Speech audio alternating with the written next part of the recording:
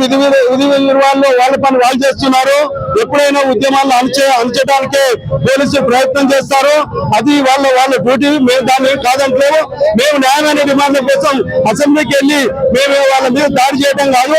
మా నిరసన కార్యక్రమం ఆటో డ్రైవర్లు ఏదైతే న్యాయమైన డిమాండ్లు ఉన్నాయో రాష్ట్ర ప్రభుత్వం గుర్తించిందో అవి పరిష్కరించమని నిరసన చేసి రోడ్డు మీదకి వచ్చి నిరసన చెప్తున్నాం తప్ప ప్రభుత్వం మీద దాడి చేయడం కానీ, ప్రభుత్వం మీద మాకు ఎలాంటి కోపాలు లేవు, ప్రభుత్వం మీద దేశజ్ఞానం లేవు. ఈ ప్రభుత్వం ఇప్పటికైనా గత ప్రభుత్వం లెక్క మారిపోకూడదని చెప్పి ఈ ప్రభుత్వాన్ని కోరుతున్నాం.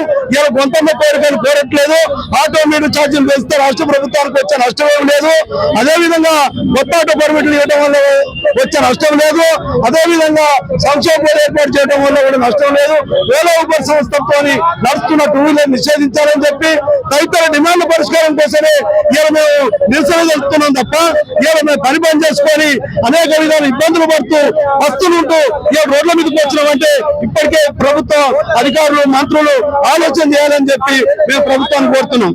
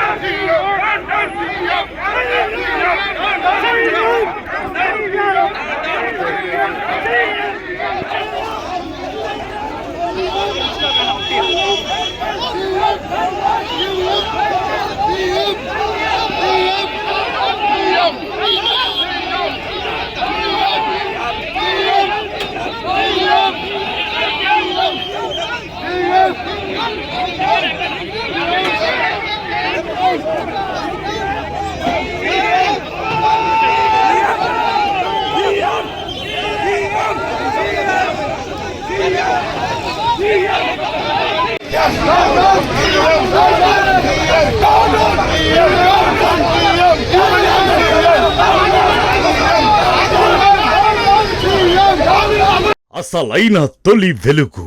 ఫాలో వాట్సాప్ @తొలి వెలుగు official.